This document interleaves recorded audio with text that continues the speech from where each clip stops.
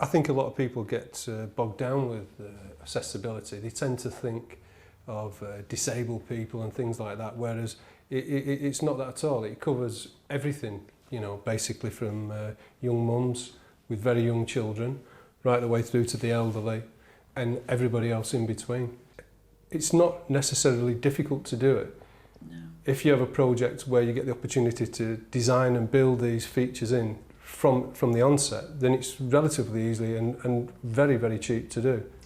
On our newer galleries, particularly our galleries for children, all kinds of inclusivity is included, from visitors with special needs to accessibility issues. Exhibits have to be and are made more accessible, and we found in that process that actually the exhibition is better for that process. It's not an add-on, it's actually making the exhibits better and more inclusive.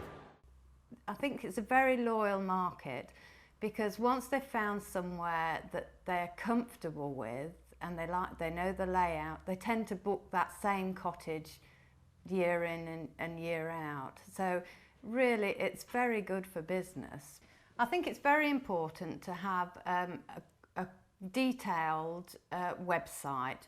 On our website we've got an access statement there, and there's detailed measurements of rooms so people can look and discover exactly what size the bedroom is going to be, the bathroom or the shower room, how much turning space they've got for the wheelchair. They can find all this information out before they actually make contact with us.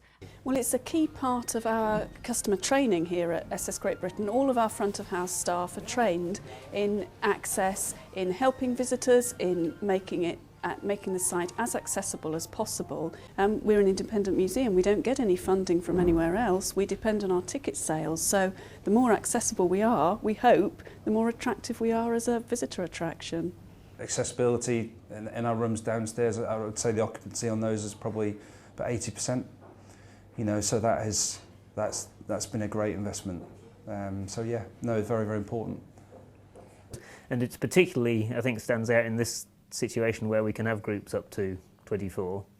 If you have one person that has special needs, you wouldn't want to lose the whole booking just because of one person, and because we can therefore say that we have the facilities, particularly in one apartment, we might save the whole booking. Well, we have an accessibility policy for each of our beaches, and then we try and make it clear when we're open, how available things are, what facilities are on the beach. We have a lot on our website, actually giving details of that. We produce large-scale menus, we have wheelchair access, you know, so we try and cover the whole range of elements. And staff training is a big part as well, clearly. Making sure that, because we are basically a counter-service operation, making sure they're very tuned into the need of the customer, maybe taking the food out for them or going outside to take an order, those sorts of things to make sure that all customers feel welcome and valued. The sort of things we do at the National might include assisted performances, for instance, audio-described performances for blind people, touch tours before a show. I'd say that's a real highlight. It's a highlight for our staff, highlight for the actors, the technicians. It's a real inclusive, fun experience. Caption performances.